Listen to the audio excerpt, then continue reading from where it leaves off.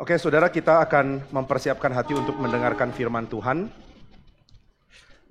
Mari kita membuka dari beberapa bagian ya. Kita akan membahas tentang buah roh dan kita membahas untuk kedua kali mengenai kasih. Dan kali ini saya mau mengajak kita untuk melihat beberapa bagian. Yang pertama dari Roma pasal yang kelima.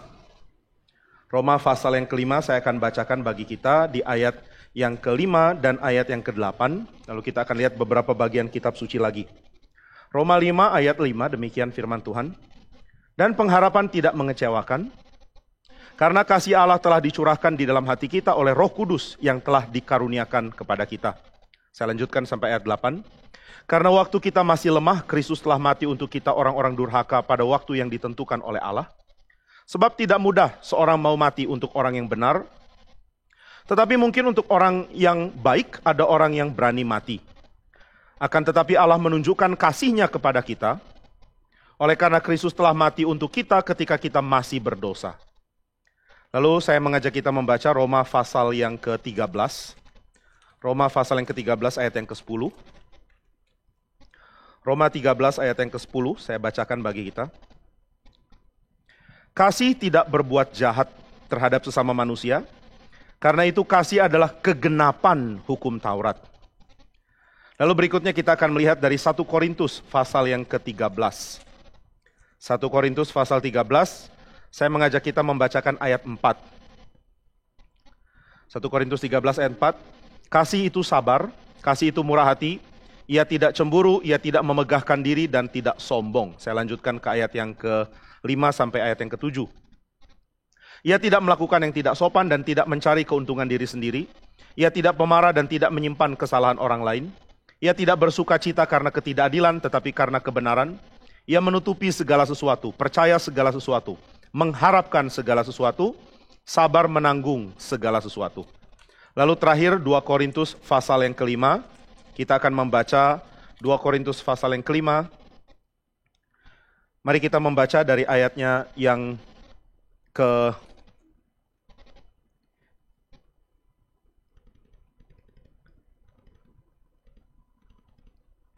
Saya membaca dari ayat 11 sampai ayat yang ke-15. 2 Korintus 5 saya bacakan dari ayat 11, intinya kita membahas ayat 14, tapi saya bacakan seluruh ayat dari argumen dari ayat 11 sampai ayat 15. Kami tahu apa artinya takut akan Tuhan, karena itu kami berusaha meyakinkan orang. Bagi Allah hati kami nyata dengan terang, dan aku harap hati kami nyata juga demikian bagi pertimbangan kamu. Dengan ini kami tidak berusaha memuji-muji diri kami sekali lagi kepada kamu, tetapi kami mau memberi kesempatan kepada kamu untuk memegahkan kami, supaya kamu dapat menghadapi orang-orang yang bermegah karena hal-hal lahiriah dan bukan batiniah. Sebab jika kami tidak menguasai diri, hal itu adalah dalam pelayanan Allah, dan jika kami menguasai diri, hal itu adalah untuk kepentingan kamu. Sebab kasih Kristus yang menguasai kami, karena kami telah mengerti bahwa jika satu orang sudah mati untuk semua orang, maka mereka semua sudah mati.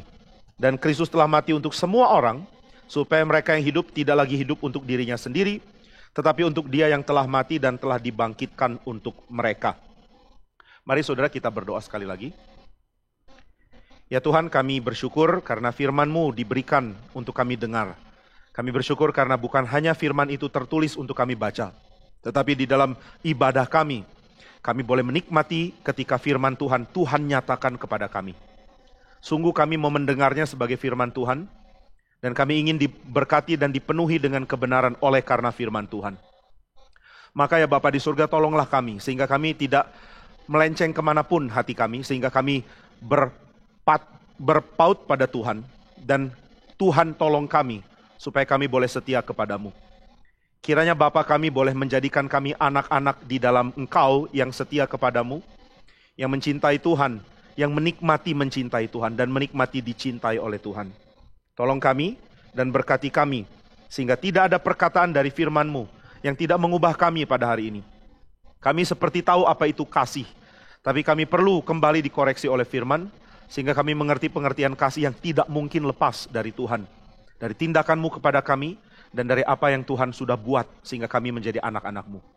Tolong kami untuk mengerti betapa dunia memerlukan kasih yang sejati, dan hanya orang yang sudah menikmati kasih sejati dari Allah yang dapat menyatakannya bagi dunia. Tolong kami ya Tuhan, karena kami tidak merasa diri kami adalah pahlawan yang sanggup untuk menjalankan tugas, memamerkan kasih, mempraktekannya untuk dunia ini. Tapi kami siap dipakai oleh Tuhan, sehingga Tuhan yang menyatakan kasih bagi dunia, Tuhan yang menyatakannya melalui kehidupan kami. Berkati kami dengan firman-Mu, supaya semua hal yang Tuhan ingin genapi dalam hidup kami, dipenuhi dan digenapi oleh kuasa Tuhan dan oleh pemberitaan firman yang Tuhan nyatakan. Dalam nama Tuhan Yesus kami berdoa. Amin. Saudara, di dalam Galatia yang kita sekarang jadikan pembahasan, dikatakan bahwa buah roh itu adalah kasih. Dan kita akan lihat perbedaan antara buah roh yang adalah dari Roh Kudus dengan ekspresi manusia pada umumnya yang bisa dimiliki oleh siapapun, entah dia kenal Tuhan atau tidak. Seringkali orang akan tanya, kalau buah roh itu adalah kasih, apa bedanya antara orang yang sudah di dalam roh, dia mengasihi, dengan orang yang tidak pernah kenal Tuhan namun tetap mengasihi? Apakah dua ini kasih yang sama? Apakah kita bisa mengatakan bahwa orang tanpa Tuhan tetap bisa mengasihi? Hanya kita punya derajat lebih tinggi untuk mengasihi atau tidak? Apakah Roh Kudus hanya bekerja dalam diri orang percaya? Atau dia juga memberikan kemampuan mengasihi kepada orang-orang yang tidak mengenal dia sekalipun? Kalau kita menyelidiki kitab suci, maka kita tahu kasih sejati hanya Tuhan curahkan kepada orang-orang yang akan dia tarik jadi anak. Tuhan tidak memberikan anugerah ini kepada semua orang. Hanya orang yang kenal Tuhan adalah orang yang mampu mencintai dengan tulus, dengan sungguh-sungguh seperti yang Tuhan mau. Nah, berarti ada hal yang miss, yang seringkali orang tidak pikirkan. Bahwa ternyata kasih yang dimaksudkan oleh kitab suci bukan perasaan sentimental yang dimiliki oleh orang-orang siapapun di dunia ini. Juga bukan ekspresi tulus dari orang-orang yang tidak kenal Tuhan. Kasih berkait dengan Tuhan. Alkitab menekankan bahwa Allah adalah kasih, dan ini merupakan pernyataan yang besar sekali. Tidak dikatakan bahwa Allah mengasihi, tapi Allah adalah kasih. Tidak mungkin kasih muncul secara abstrak. Kasih sejati hanya mungkin muncul dari pribadi Tuhan. Di dalam tradisi reform kita percaya bahwa sifat Tuhan adalah sifat yang dari Tuhan dan dipahami oleh manusia. Bukan sifat yang muncul secara abstrak lalu kita kenakan kepada Tuhan. Ini sesuatu yang pernah digumulkan di dalam tradisi filsafat klasik dari filsafat Yunani ya. Apakah baik itu ada terpisah dari Tuhan? Lalu Tuhan perintahkan manusia untuk berbuat baik karena ada konsep namanya baik yang para dewa pun harus tunduk kepadanya?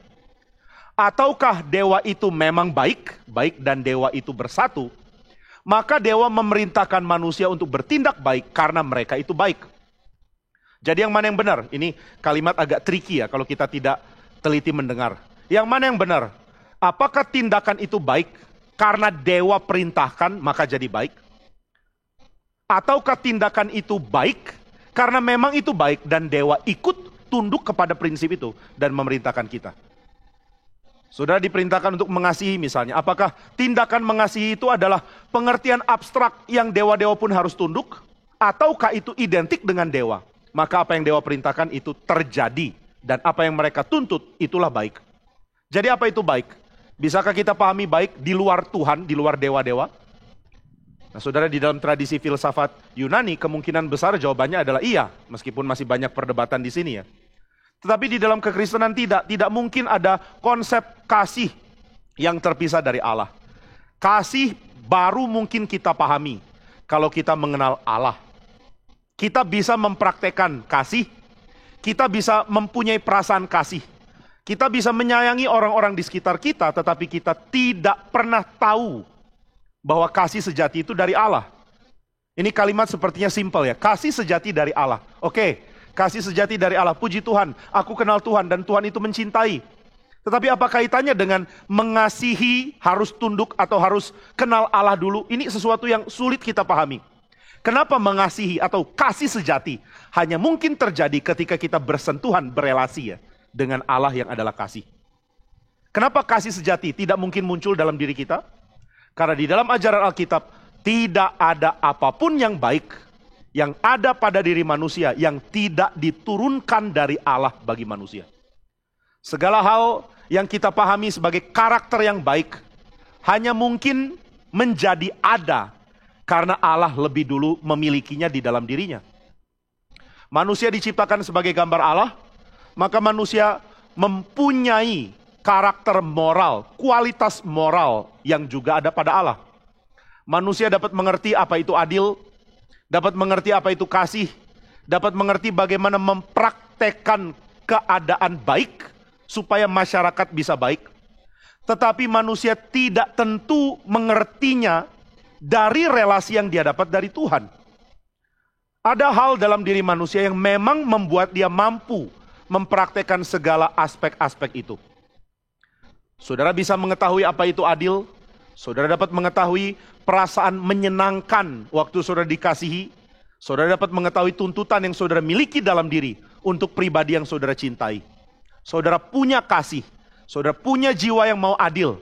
Saudara ingin keadaan baik. Saudara tahu bedakan mana baik, mana jahat. Saudara punya karakter moral. Ini ada pada setiap manusia. Tetapi yang Alkitab ajarkan tentang buah roh, beda dengan itu. Yang Alkitab ajarkan tentang buah roh adalah apa yang Tuhan mau kerjakan dan Tuhan berikan untuk dinikmati oleh umat. Tuhan mau kerja apa? Tuhan berikan lewat umat. Tuhan mau berikan apa? Tuhan berikan lewat umat. Itulah yang disebut dengan buah roh. Segala hal yang berkait dengan kasih, sukacita, damai sejahtera, kesabaran, kemurahan, kebaikan, kesetiaan, kelemah lembutan, penguasaan diri, semua ini bisa ada pada orang-orang yang tidak kenal Tuhan. Tetapi buah roh sedang berbicara tentang sesuatu yang dengan indah muncul dari roh. Roh yang beri, roh yang karuniakan. Dan kalau roh itu karuniakan, berarti ada sesuatu yang akan terjadi di dalam rencana Tuhan melalui apa yang dia karuniakan itu. Tuhan tidak karuniakan sesuatu di dalam bentuk yang steril atau di dalam keadaan yang terputus dari rencana Tuhan. Tuhan mengaruniakan banyak hal kepada umat supaya apa yang dia rencanakan terjadi. Sehingga buah roh diberikan karena ada maksud Tuhan untuk menyatakan anugerahnya dan memulihkan ciptaan yang dia sudah rancang ini. Jadi penebusan, pemulihan, kemudian kesempurnaan dari ciptaan, itu akan terjadi melalui pekerjaan Tuhan yang khusus ini. Sehingga tidak ada orang bisa mengasihi di dalam pengertian dari Galatia 5 ayat 22 sampai seterusnya. Tidak ada orang bisa mencintai kecuali dia adalah milik Tuhan dan Tuhan karuniakan kasih kepada dia sebagai bagian dari buah roh. Nah, maka kita akan lihat apa perbedaannya. Manusia bisa mengasihi, tapi umat pilihan Tuhan mempunyai kasih dari hasil Roh Kudus. Roh Kudus memberikan buah dan kasih adalah bagiannya. Sedangkan orang dunia bisa mengasihi. Bedanya apa? Nah, itulah gunanya ayat-ayat yang tadi kita baca untuk menekankan kepada kita perbedaan yang sangat signifikan antara kasih dari orang-orang yang belum kenal Tuhan dengan kasih dari orang-orang yang memiliki Roh Kudus. Kita kembali ke Roma pasal 5 yang tadi kita baca. Di dalam ayat yang kelima dikatakan, pengharapan tidak mengecewakan karena kasih Allah telah dicurahkan di dalam hati oleh Roh Kudus yang telah dikaruniakan kepada kita. Ini kalimat yang adalah bagian dari pembenaran yang Tuhan kerjakan di dalam Kristus. Tuhan membenarkan kita lewat Kristus. Tuhan jadikan kita benar, jadikan kita ciptaan baru di dalam Kristus. Lalu di dalam ayat yang keempat dikatakan, ayat kelima ya. Di dalam ayat yang kelima dikatakan bahwa kita boleh mempunyai pengharapan yang tidak mengecewakan karena Tuhan mencurahkan kasih-Nya ke dalam hati kita oleh Roh. Tuhan mencintai kita dan bahasa yang dipakai oleh Paulus adalah adanya curahan seperti air yang ditumpahkan ke bawah.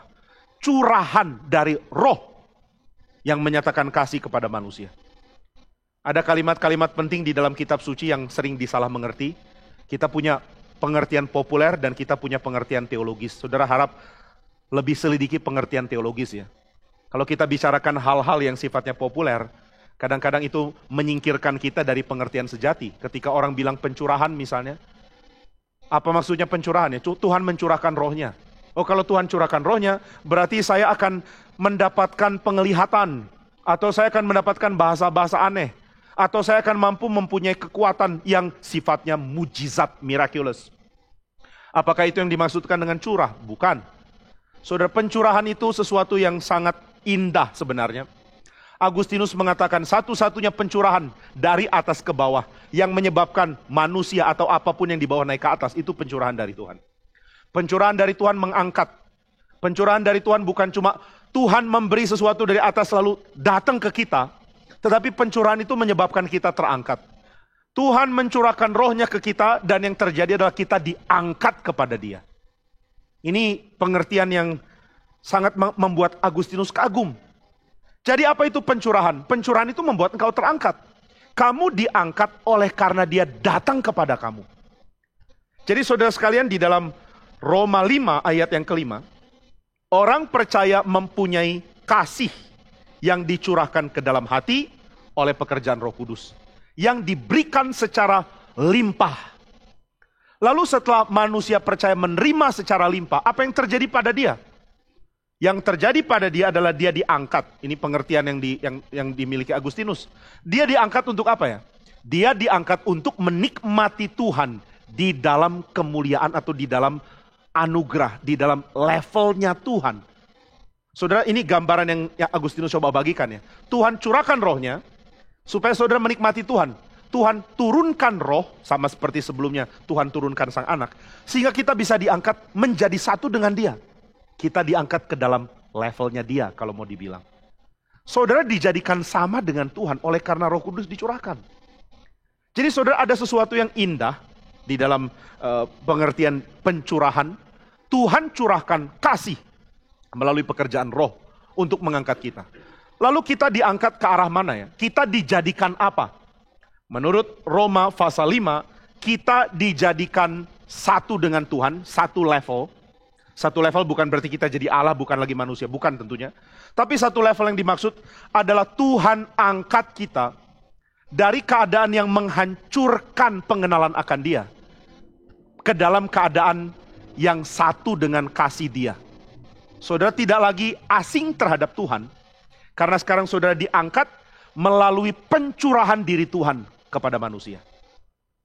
Jadi saudara, ketika manusia mengenal Tuhan, banyak hal yang terjadi ke dalam dirinya, tetapi yang Paulus mau tekankan adalah waktu dia percaya kepada Tuhan, Tuhan angkat dia, sehingga pengenalan dia kepada Allah adalah pengenalan yang sejajar, yang setara.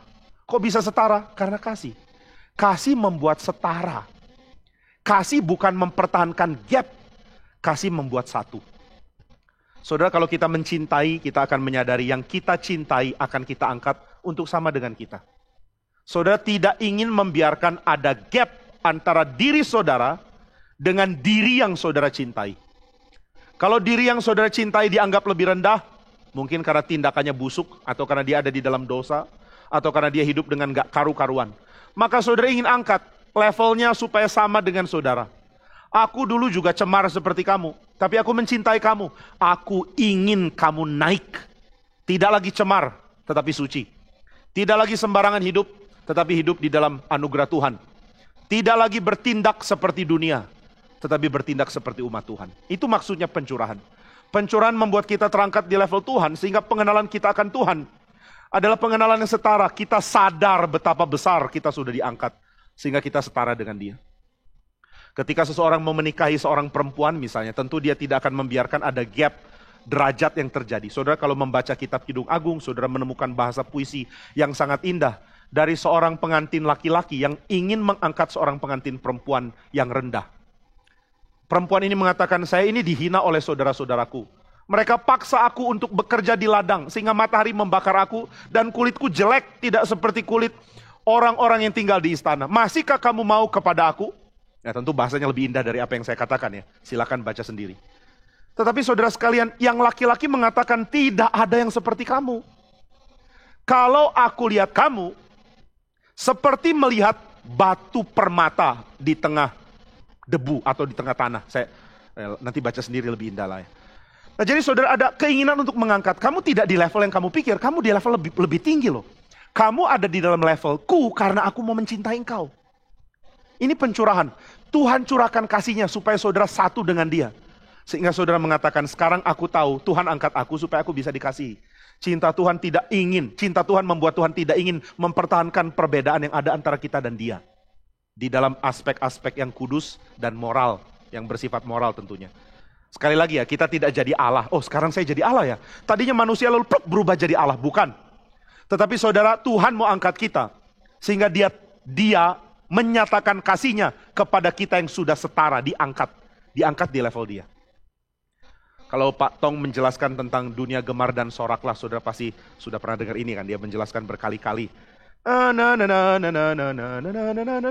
Jadi Tuhan turun supaya kita naik. Ini sebenarnya yang terkandung di dalam makna pencurahan. Tuhan curahkan supaya kita naik.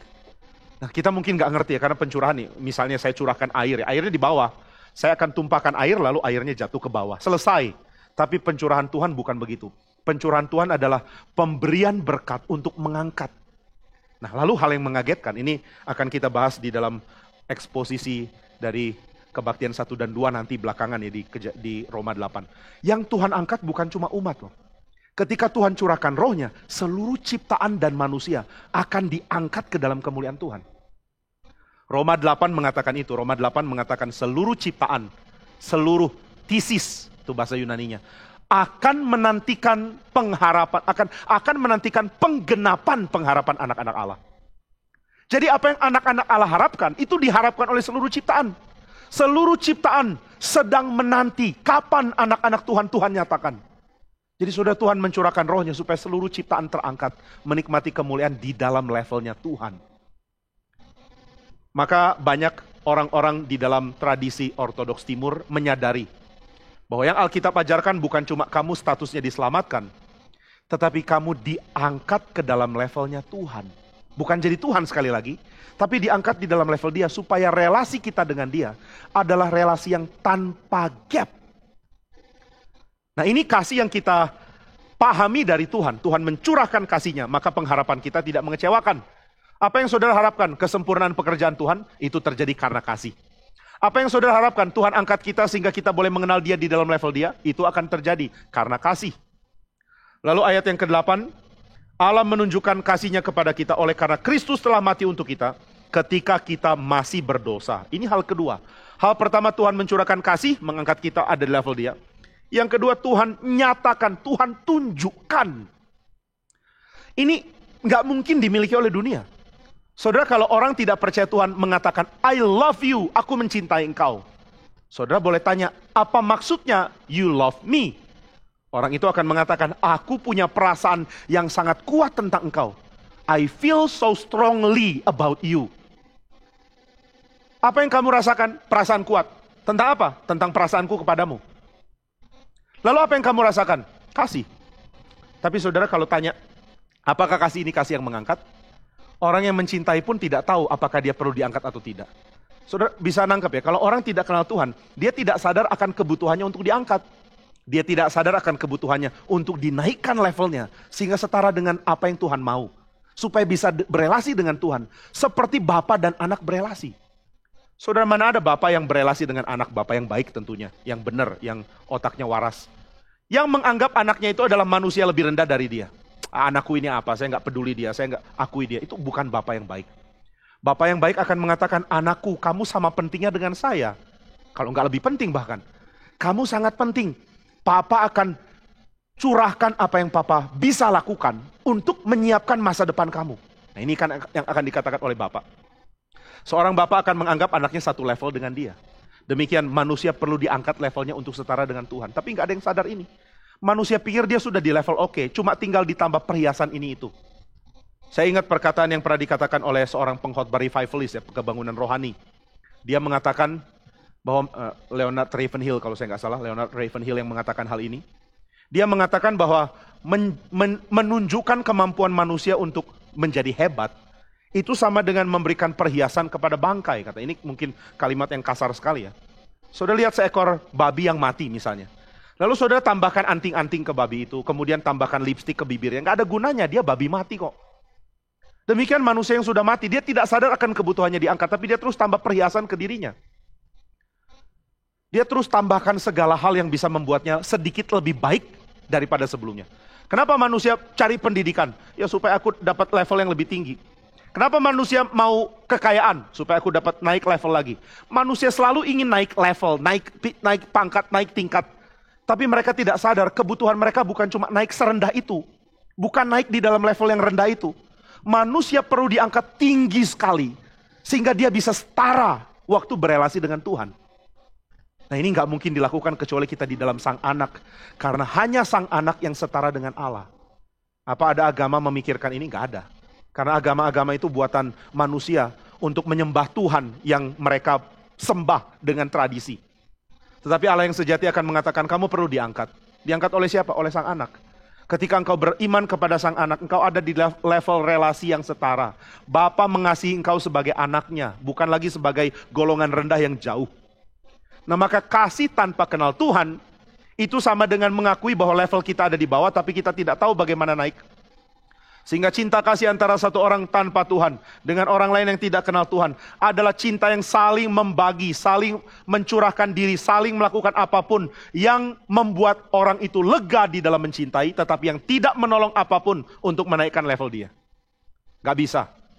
Sehingga manusia akan ada di dalam level bawah, level rendah karena dosa, dan mereka terus exchange love, bertukaran kasih tanpa pernah ada progres di dalam relasi kasihnya. Banyak sekali orang tidak mengerti kasih karena tidak mengerti hal ini. Sehingga dengan mudah mengatakan, I love you. Oh, do you love me? Yes, I do love you. Apa itu love? Love itu perasaan indah yang aku mau bagikan kepada kamu. Pandangan indah yang membuat aku seperti mabok karena ada hal yang menyenangkan terjadi. Tapi saudara, saya ingin beritahu satu hal. Tanpa mengerti kasih yang mengangkat, kita tidak akan mungkin mengerti kebutuhan manusia untuk dicintai Tuhan di dalam level yang Tuhan mau. Andai kita tahu Tuhan mau angkat kita di level apa, saudara pasti akan dengan sukacita, dengan rela mengatakan, iya Tuhan aku mau percaya kepadamu. Karena aku tahu apa yang kau mau berikan. Aku tahu apa yang aku bisa harapkan dari janji Tuhan. Tuhan mau angkat saya di dalam level dia, supaya supaya kita bisa berelasi dengan dia di dalam level yang setara. Lalu saudara di dalam bagian kedua dikatakan Allah menunjukkannya kepada kita bahkan. Ini bukan cuma pameran teori. Tuhan tunjukkan meskipun kita belum sadar. Banyak dari kita yang dengar khotbah hari ini mungkin, yang hadir maupun yang streaming, yang belum sadar kalau dia sudah diangkat. Masih ada di dalam level bawah terus. Belum sadar kalau dia sudah dijadikan anak. Belum sadar kalau dia yang tadinya seteru yang membenci Tuhan, sekarang sudah dirubah oleh Tuhan dijadikan anak. Selevel, relasi yang setara, karena kita di dalam Sang Anak. Dan Allah menunjukkan kasih-Nya kepada kita. Oleh karena Kristus telah mati untuk kita ketika kita masih berdosa. Saudara ada di dalam level rendah. Dan Tuhan invest, kalau kita mau pakai bahasa ekonomi ya, bahasa bisnis. Tuhan mencurahkan pengorbanan besar, yaitu kematian Kristus untuk mengangkat kita. Jadi yang Paulus mau katakan di Roma 5 adalah, kamu tahu tidak sih, apa yang Tuhan lakukan untuk angkat kamu? Cintanya dia pamerkan, dengan pengorbanan Sang Anak untuk engkau ketika engkau masih berdosa, ketika engkau masih di bawah. Tuhan angkat engkau dengan mencurahkan Sang Anak. Itulah kasih. Jadi saudara, ketika saudara dapat pameran seperti ini, pertunjukan yang diberikan secara personal kepada orang percaya, saudara langsung sadar, ini kasih tidak mungkin saya temukan dimanapun. Adakah kasih lebih indah dari ini? Adakah kasih lebih dalam dari ini? Saudara, ketika orang mengukur kasih, biasanya orang cuma mengukur level perasaan yang dia miliki. Kasih yang agung, artinya aku merasakan kasih yang besar. Tapi di dalam berita Alkitab, kasih yang agung adalah kasih yang dampaknya besar. Apa yang terjadi kalau engkau mengasihi? Ini pertanyaan penting harus ditanya. Waktu engkau mengatakan, I love you, apa yang terjadi pada you yang engkau kasihi? Diri yang engkau cintai, jadi apa setelah engkau cintai dia? Apakah cintamu mengangkat dia? Cintamu pulihkan dia? Cintamu bikin dia lebih baik atau tidak? Lebih baik dalam level mana? Level naik tingkat dalam level manusia? Atau diangkat untuk menjadi setara untuk jalin relasi dengan Tuhan? Hanya Tuhan yang bisa angkat kita di dalam kasih sedemikian. Maka saudara, orang yang sudah kenal kekristenan atau kenal berita kitab suci dengan baik, dia akan tahu Tuhan tidak pernah main-main dalam menyatakan kasih.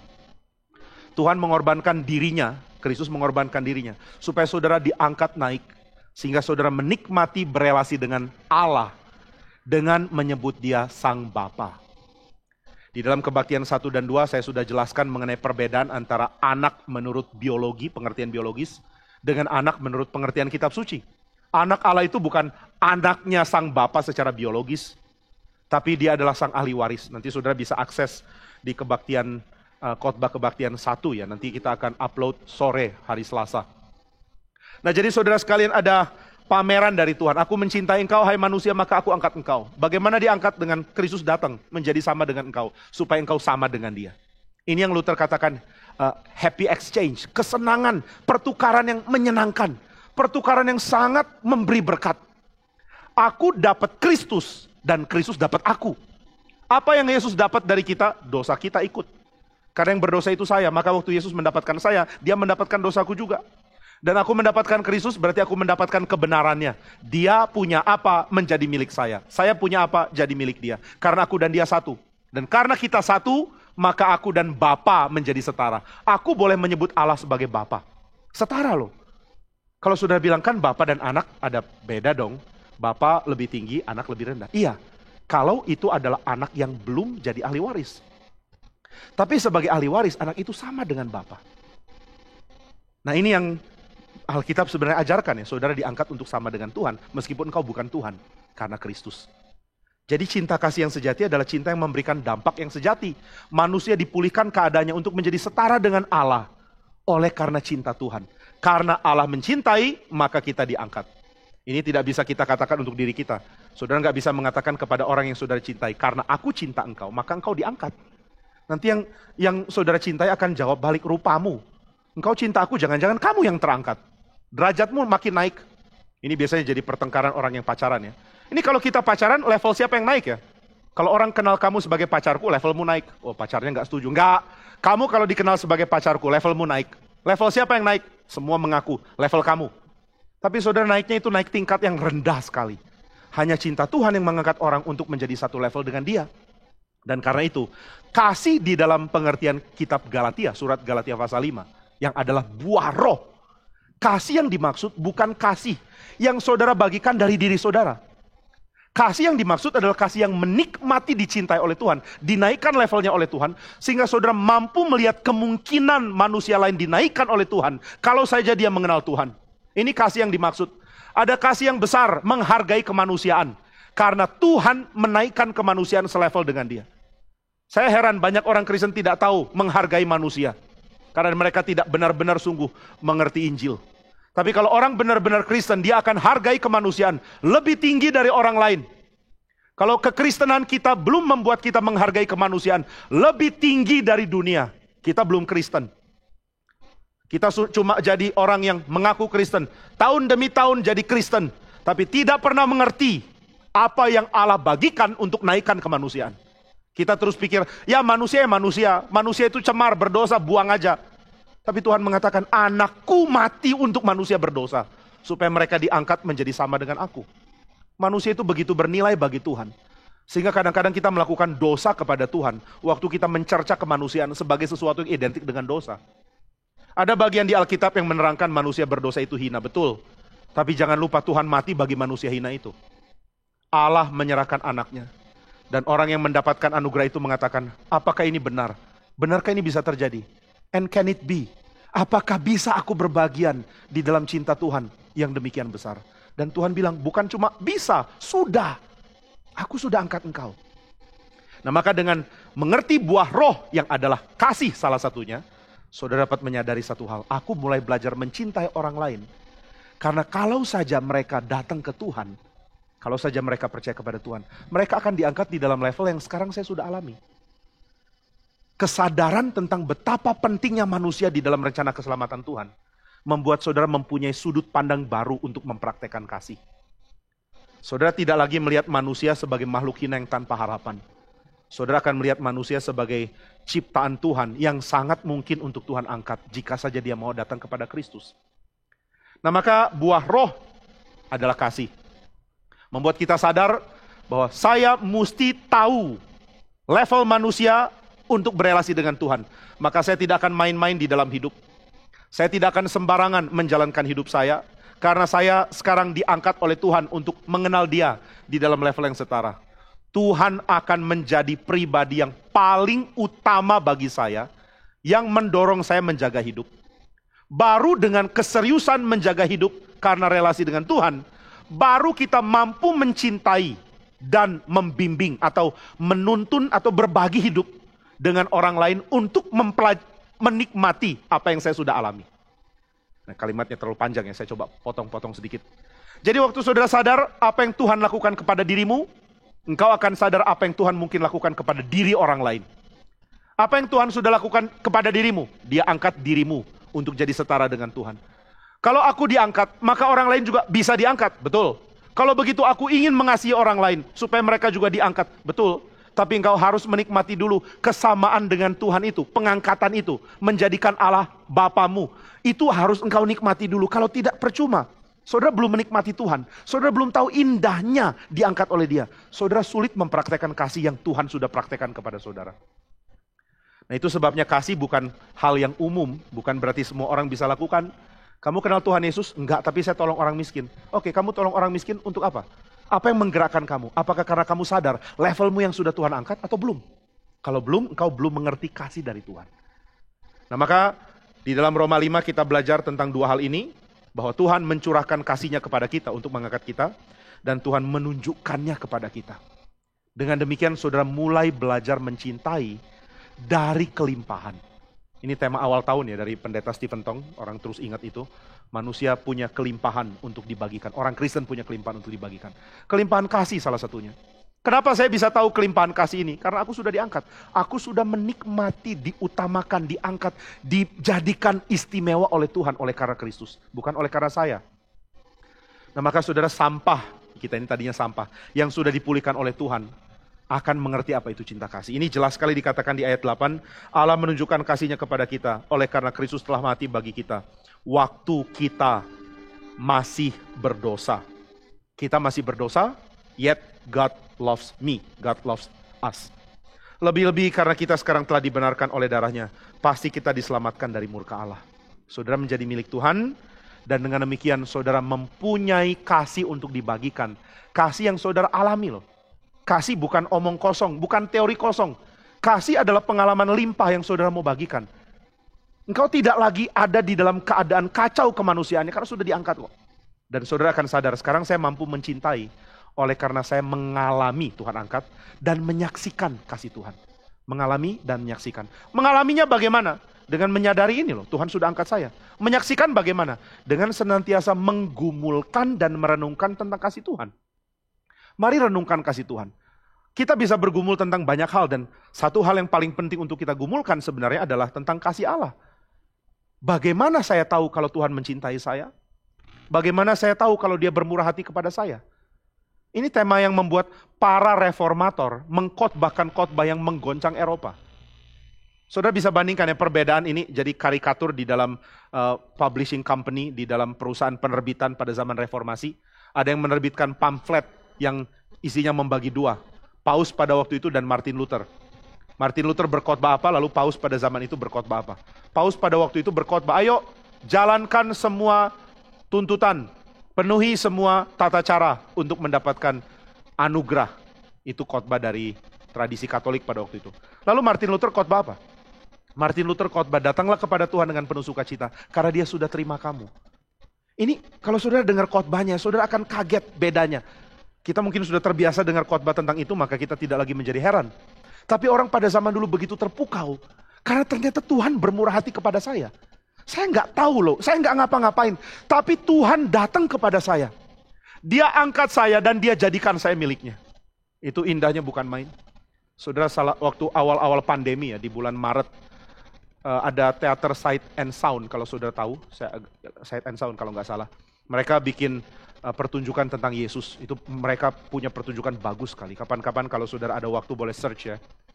Jadi kita bisa nonton secara live, tapi karena pandemi mereka coba live stream acara drama tentang Yesus. Mereka bikin efek-efek yang luar biasa, kapal, kemudian efek laut, lalu ada ikan-ikan. Ini live semua ya di studio, di panggung. Ini bukan pakai trik kamera atau pakai CGI. Ini benar-benar dilakukan dengan pameran, dengan segala macam cara, tapi bukan pakai komputer, bukan CGI. Lalu satu bagian, ada satu bagian di mana mereka berlayar, saudara bisa bayangkan bagaimana cara bikin efek seperti ini. Berlayar di perairan yang gelap, lalu ada asap di mana-mana, mengerikan sekali pohon-pohon yang sudah kering. Di daerah Gerasa, di mana ada orang yang kerasukan legion, saudara tahu ceritanya bukan? Nah ketika itu para murid sangat heran. Ini kita mau kemana? Ya nggak tahulah, pokoknya beriman aja. Tuhan kalau sudah pergi ke satu tempat, selalu ada maksud. Sudah, jangan khawatir. Lalu ya ini teater yang ada nyanyinya, jadi mereka menyanyi, kemudian mereka menantikan apa yang akan Yesus lakukan.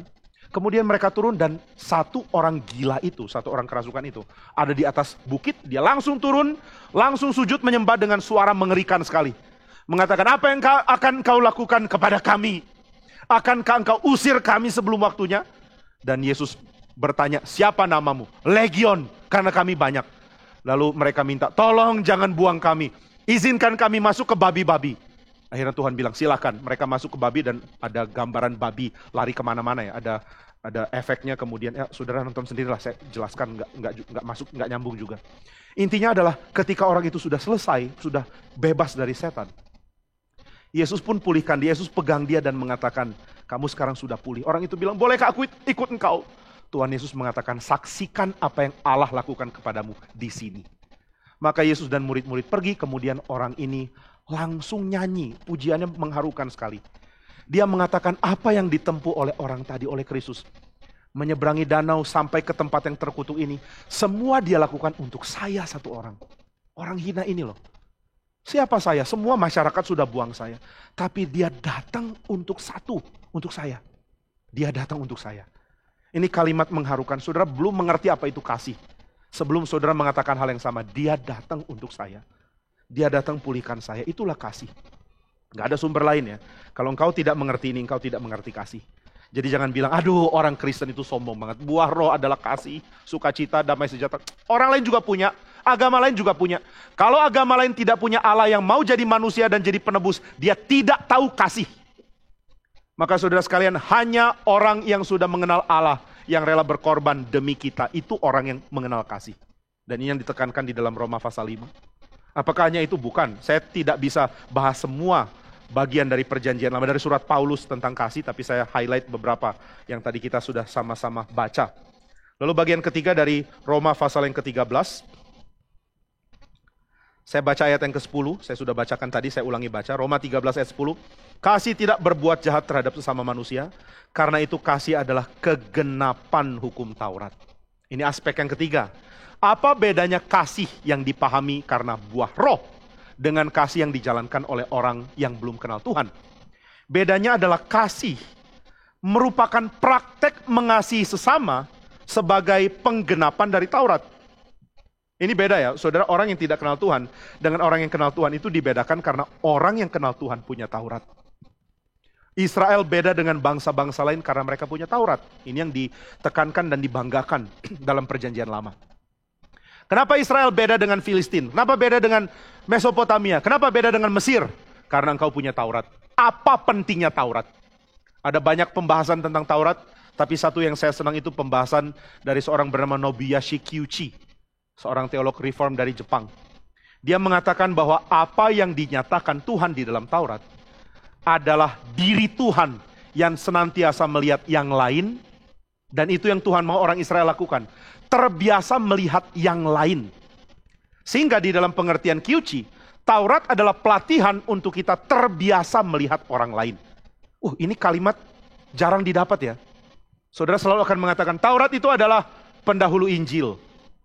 Taurat adalah pernyataan bahwa kalau kamu coba lakukan, kamu akan gagal. Tapi Kyuchi mengatakan Taurat adalah latihan untuk Israel belajar lihat orang lain. Saudara, apakah kita nggak bisa lihat orang lain? Nggak bisa loh. Saudara dan saya sulit menerima orang lain dengan cara Tuhan. Karena kita tidak pernah punya pelatihan untuk terima orang lain. Kita dibesarkan di dalam keluarga yang sangat curiga dengan orang lain. Seringkali begitu. Papa mama akan mengatakan hati-hati sama orang asing. Dan ya benar sih ada bijaksananya ngomong kayak begitu. Kita terbiasa untuk melihat orang lain sebagai ancaman. Dan kadang-kadang itu ada benarnya. Hati-hati punya kewaspadaan lihat orang lain. Tapi saudara, di dalam pengajaran yang sangat baik itu yang membuat kita waspada, kita kekurangan aspek menerima orang lain. Kita sulit memahami bagaimana melatih diri untuk lihat orang lain. Ini jadi satu penilaian untuk diri saudara sendiri sebenarnya. Saudara bisa bikin list buku. Saya sering suruh saudara bikin buku ya. Saya nggak tahu saudara taati nggak. Coba nanti bikin list, bikin catatan. Kalau engkau lihat orang lain, hal apa yang saudara pahami atau yang saudara mulai pikir tentang orang itu? Nanti bikin ya. Wah, saya lihat tukang parkir di depan. Kayaknya orangnya lumayan baik. Mungkin saya bisa ajak dia berbisnis. Mulai peluang bisnis, oportunis. Lalu lihat orang lain yang berewokan. Itu kayaknya kaum-kaum yang luar biasa ekstrim. Bahaya. Oh, ini curiga. Saudara akan menemukan tanggapan kita kepada orang lain itu buruk kebanyakan. Tak kenal maka tak sayang gitu kan. Sebenarnya itu nggak benar ya. Tak kenal maka curiga. Bukan cuma nggak sayang, curiga malah. Saya ingat beberapa waktu lalu ketika ada bom di gereja-gereja di Surabaya, sudah ingat itu ya, peristiwa yang menakutkan sekali. Saya sedang melayani di Denpasar. Lalu semua heboh, jalan-jalan di Denpasar ditutup, polisi jaga gereja-gereja. Nah, saya khotbah di GRI Denpasar, dan GRI Denpasar bukan bentuk gereja, sehingga nggak ada polisi yang jaga di situ. Tapi ya sudahlah, kita juga pikir kita bukan target. Nah, ketika kami sedang kebaktian sore, itu setelah itu kejadiannya pagi kan, di kebaktian sore ada orang yang belum pernah datang. Dia bawa ransel dan berewokan. Waduh, susah juga ya. Saya mau khotbahkan tentang penerimaan orang, lihat orang ini jadi, lalu saya pikir saya lihat semua pengurus fokusnya ke orang itu, bukan ke saya. Lalu saya coba tetap berkhotbah, tetap menyatakan apa yang harus dinyatakan, dan setelah selesai, akhirnya ada yang dekati orang itu lalu tanya, baru kali ini ya? Oh enggak, ini udah ketiga kali. Waduh, malu juga ya. Ini udah 3 kali datang ya. Tapi enggak rutin, mulai bicara-bicara. Ternyata ini orang Kristen dari kecil. Dan kadang-kadang datang ke GRI, tapi dia bukan tinggal di situ, dia tinggal di tempat lain. Waduh, gampang sekali kita curiga orang loh. Nah, jadi saudara, kita kurang latihan untuk melihat orang lain dari cara Tuhan. Dan Taurat melatih Israel untuk belajar lihat orang lain dari cara Tuhan. Cara Tuhan itu apa, Pak? Cara Tuhan adalah engkau belajar lihat orang lain di dalam konteks umat. Bukan di dalam konteks aku dan dia loh, tapi dalam konteks umat. Saudara, Tuhan mau kita lihat orang lain di dalam konteks umat, di dalam konteks komunitas. Apa yang Tuhan mau pada komunitas, itu yang akan melatih kita untuk lihat orang lain. Jadi saudara, kita tidak lihat orang lain di dalam pengertian pribadiku dan pribadi orang lain. Ada interpersonal relationship. Di mana tempatmu bagi saya, itu yang kita biasa lakukan. Tapi di dalam Taurat, orang Israel belajar lihat orang lain, lalu berusaha memahami di mana tempat dia di dalam komunitasnya Tuhan. Ini indah sekali ya. Dan orang Israel dilatih untuk merenungkan tentang posisi orang di dalam komunitas Tuhan dengan bait suci sebagai senternya. Bait suci sebagai center. Mereka beribadah ke bait suci, mereka bawa persembahan ke bait suci. Ada hari pendamaian, the day of the atonement juga di bait suci. Dan semua fokus dari kebudayaan Israel ada pada bait suci. Maka sebenarnya waktu mereka lihat orang lain, entah itu orang asing yang tinggal di tengah mereka atau budak atau siapapun, mereka akan mulai melihat bagaimana Tuhan akan terima dan tempatkan mereka ke dalam umat di dalam struktur yang Tuhan latih untuk kita pahami. Nah, saudara, ini loh Taurat, gunanya sebenarnya. Sayang ya, orang Kristen gak ngerti. Lalu mengatakan, Taurat itu rendah, remeh. Lihat orang Farisi, Tuhan buang kan karena jalankan Taurat.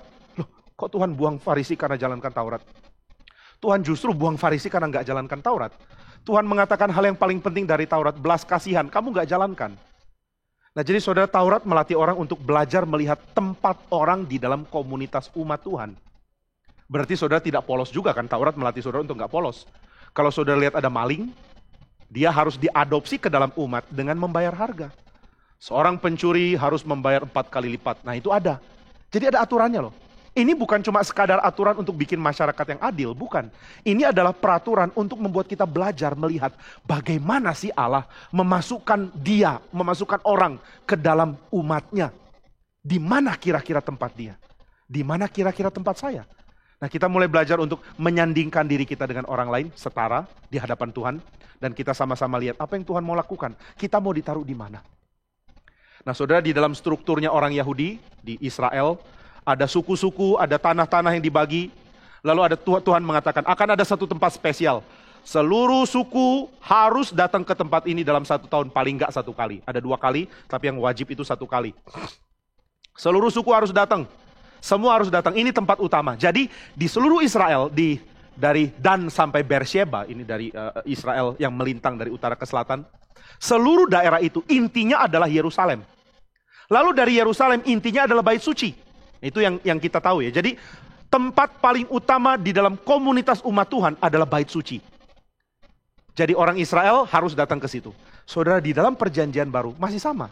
Kita pun dilatih untuk melihat orang, untuk tahu di mana tempat orang di dalam komunitas umat Tuhan. Lalu komunitas umat Tuhan ini komunitas seperti apa ya? Yang menakjubkan adalah, baik di dalam surat Petrus, baik di dalam surat Paulus, kita adalah bagian dari batu untuk bait suci. Jadi saudara, kita ini ada di senternya umat. Nggak ada pinggiran lagi di dalam Kristus. Saya ulangi ya, kalau Israel dulu memanjang dari utara ke selatan dan tempat utamanya Yerusalem, tempat utama Yerusalem adalah bait suci, maka di dalam kekristenan cuma ada tempat utama, nggak ada tempat nggak utama. Semua orang berbagian di dalam bait suci. Nggak ada kelompok luar, nggak ada imam, semua sama, semua sentral, semua di dalam Tuhan menjadi bait. Berarti saudara akan belajar lihat orang lain dengan cara begitu loh. Di mana tempatmu di dalam tatanan umat Tuhan, andai saja engkau ada di dalamnya. Maka saudara, nggak ada orang bisa mengasihi kecuali dia menyadari kasih itu kegenapan hukum Taurat. Dan hukum Taurat melatih orang untuk melihat di mana orang lain di dalam umat Tuhan. Bukankah ini indah ya? Saudara lihat orang jahat lalu mengatakan, kamu di dalam Kristus ada tempat loh. Ini kalimat sangat indah. Saudara kalau nggak ngerti, nggak pernah berada di dalam keadaan seperti ditolak di mana-mana, saudara nggak ngerti indahnya diterima. Kalau kita tidak pernah merasa tertolak, kita sulit merasa anugerah Tuhan yang menerima kita. Bayangkan kalau saudara pergi ke orang lain lalu mengatakan, kamu tahu tidak, jika saja engkau mau percaya kepada Kristus, engkau akan dapat tempat utama di dalam bait, sama seperti saya sudah dapat. Inilah tempatmu, dan itu yang Tuhan mau di dalam Taurat. Maka saudara kasih itu kegenapan hukum Taurat, karena saudara mempunyai pelatihan dari Tuhan, untuk melihat orang lain dan potensi yang mereka miliki, andai saja mereka ada di dalam Tuhan. Adakah orang yang tidak kenal Tuhan bisa punya kasih seperti ini? Enggak. Mereka tidak bisa lihat orang lain dan mengatakan, aku melihat. Kalau engkau percaya kepada Tuhan, engkau akan ada di posisi yang indah seperti saya. Enggak mungkin. Nah itu sebabnya hanya orang yang percaya Kristus yang benar-benar mengerti hal ini. Saudara kalau dengar tadi ya, dari bagian pertama, kedua, dan ketiga, saudara bisa melihat tema Alkitabnya muncul ya. Saya harap ini bisa terjadi. Saya kadang-kadang coba minta orang-orang berdoa gitu kalau di persekutuan atau apa, atau dalam pertemuan-pertemuan yang lebih kecil, bukan di kebaktian. Lalu saya coba dengar, kira-kira mereka bisa tangkep nggak ya apa yang saya coba bagikan. Saya kadang-kadang dengar dengan kecewa karena banyak yang masih belum tangkep. Sangat sulit ya untuk kita dapat berita Alkitab. Saya membagikan berita Alkitab bukan teori-teori saya. Sangat sulit karena kita tidak terlatih untuk menangkap berita ini. Tapi kalau saudara mulai dicerahkan, saya harap saudara dicerahkan, saudara akan mendapatkan keindahan loh. Oh, Alkitab itu bagus banget ya. Ini akan saudara dapat kalau dengar hati-hati apa yang saya bagikan. Saudara akan makin cinta firman. Ini janji saya. Kalau engkau dengar khotbahku dan engkau mengatakan, saya nggak terlalu jadi tambah cinta firman, engkau salah dengar. Sombong banget, bukan sombong. Ini bukan saya kok. Tuhan yang kerja. Saya bagikan firman, bukan yang lain. Dan Tuhan yang kerja, bukan aku, sungguh. Saya nothing, saudara harus tahu itu. Tapi Tuhan beranugerah. Saya khotbah, nggak siapkan apa-apa loh. Saya merenungkan, lalu saya masukkan ke dalam diri saya. Saya keluarkan dari diri saya yang Tuhan berikan kepada saya. I have nothing, kecuali apa yang ada dalam diri saya. Roh Kudus yang ajar melalui studi saya. Sehingga saya mengerti indahnya berita Alkitab tentang kasih. Tapi apakah semua orang nangkep? Enggak. Ada yang sia-siakan dengan lewatkan begitu aja. Saya nggak ngerti, what should I do? Saya nggak ngerti apa yang harus saya lakukan. Tapi kadang-kadang saya dapat hiburan ketika ada orang pimpin doa lalu dia tangkap berita utama. Wah, leganya bukan main. Ternyata nggak sia-sia ya. Meskipun nggak semua, tetap ada yang tangkap. Maka saya nggak tahu. Dari poin pertama, poin kedua, dan poin ketiga yang saya pikir sangat jarang didengar. Saudara dapat sesuatu lalu saudara mengatakan, wah ini penting. Harap saudara tahu ini dari kitab suci, bukan dari saya. Engkau dapat anugerah besar dari Tuhan jika hari ini engkau mengerti. Tapi jika hari ini engkau tidak rasa tambah pengertian apa-apa, saya khawatir kalau saudara kehilangan berkat sangat besar.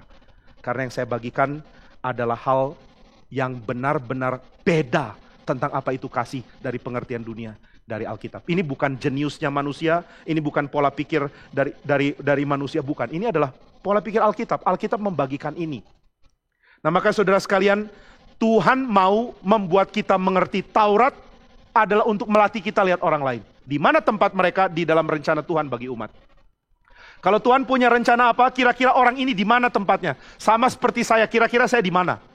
Nah ketika kekristenan dinyatakan di perjanjian baru orang-orang sadar, oh sekarang ada komunitas umat yang tidak ada daerah luar, tidak ada daerah dalam. Semua adalah inti, semua bait. Kita semua bait suci. Engkau adalah bait Allah, kata Petrus. Engkau adalah batu yang dipakai untuk membangun bait Allah. Paulus mengatakan, Roh Allah diam di dalam kamu, maka kamu adalah bait Allah. Kita semua center di dalam bait suci. Kita semua center di dalam umat Tuhan. Maka saudara, kita mendapatkan pandangan yang indah dari Taurat. Belajar lihat orang lain, lalu tahu tempat mereka di dalam Tuhan jika mereka mau datang ke Tuhan. Dan inilah gunanya Taurat. Itu sebabnya dikatakan kasih adalah kegenapan hukum Taurat. Kasih tidak jahat kepada orang lain, kepada sesama manusia. Karena kasih yang kita alami, yang kita nikmati dari Tuhan, adalah kasih yang melatih kita untuk lihat di mana orang lain di dalam komunitas umat. Kira-kira apa yang akan Tuhan lakukan kepada mereka jika mereka ada di dalam.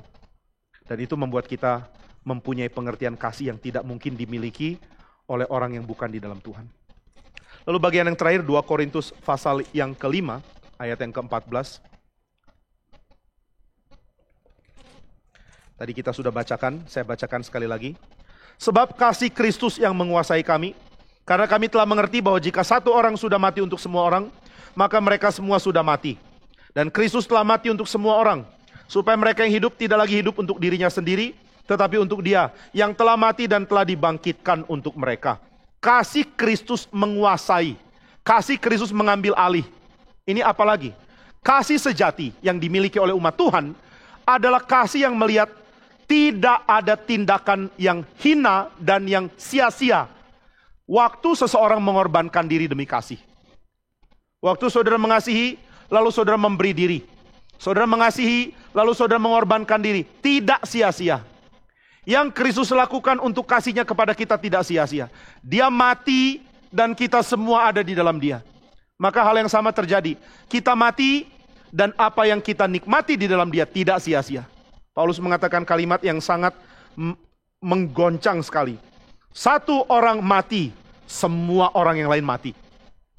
Kristus mati, kita sudah mati. Maksudnya mati itu apa? Maksudnya diriku tidak hidup lagi. Saya yang lama sudah mati. Dan saya yang lama mati berarti saya yang lama, yang ingin saya hidup dengan mematikan orang lain, sekarang sudah mati. Saya hidup dengan matikan orang, itu saya yang lama. Sekarang lain, saya mati untuk hidupkan orang, itu saya yang baru. Dan ini hanya mungkin dilakukan oleh kasih. Saudara, tanpa sadar kita harap orang lain mati untuk kita hidup, meskipun di dalam level yang lebih rendah. Banyak orang mengatakan, saya mau dapat gratis. Itu kalimat yang gampang dikatakannya. Ayo, saya minta gratis. Tanpa dia sadar, untuk dia dapat gratis, ada orang lain yang bayar. Lalu itu sama dengan mengatakan, saya hidup biarpun kamu mati. Kamu korban supaya saya enak. Orang yang mentalnya gratisan, itu orang yang sangat rendah. Karena dia pikir orang lain harus berkorban untuk dia. Saya sangat hargai ya kalau orang dapat sesuatu yang gratis lalu dia mulai pikir, ini sesuatu yang harus dicapai dengan orang lain rugi loh. Orang lain keluar uang, orang lain keluar biaya, orang lain keluar korban. Lalu saya dapat enak, ini gak boleh. Aku tidak mau gaya lamaku yang menguasai. Aku ingin belajar mati untuk orang lain hidup. Kadang kata mati dan hidup itu kita pahami cuma di dalam putih hitam ya. Pokoknya mati ya mati, selesai. Bunuh diri atau martir, hidup ya hidup. Tapi bukan itu loh. Mati dan hidup kadang-kadang mencerminkan gaya hidup. Orang berdosa gaya hidupnya itu adalah mati. Dia mau matikan orang demi dirinya hidup. Meskipun di dalam level yang mild, yang menengah, bukan ekstrim. Tentu saudara sangat jahat kalau orang mengatakan, kamu mati untuk saya ya. Itu orang jahat. Tapi banyak kali orang mengatakan, kamu rugi supaya saya untung. Ini sama. Saya mau orang lain kurang supaya saya lebih. Saya mau orang lain berkurang supaya saya bertambah. Itulah mental orang yang tidak mengenal kasih.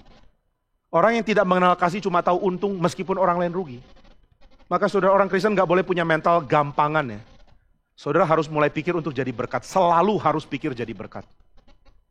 Saya sangat hargai ketika ada satu orang dari satu orang, gak usah saya sebut siapalah, yang datang ke saya lalu mengatakan, Pak, saya dapat anugerah ini, saya dapat pemberian dari orang seperti ini. Saya sangat diuntungkan dengan pemberian ini. Saya ingin boleh cicil memberikan persembahan untuk gereja. Sedikit-sedikit. Karena saya merasa apa yang saya dapat itu terlalu besar. Saya merasa ada orang lain bekerja keras untuk saya dapat berkat ini. Maka saya mau belajar untuk paksa diri, kerja, dan lakukan kerjaan tambahan. Untuk bisa bayar kelebihan yang saya dapat dari orang. Untuk saya bisa bagikan ke gereja. Wah, saya kagum dengar ini. Lalu saya tanya, kenapa kamu tergerak begitu? Oh, habis dengar khotbah Pak Tong. Saudara kalau dengar khotbah Pak Tong baik-baik ya, selalu ada reaksi loh. Bukan reaksi kaget atau marah. Apalagi kalau Pak Tong lagi cerita tentang Trump dan lain-lain gitu ya.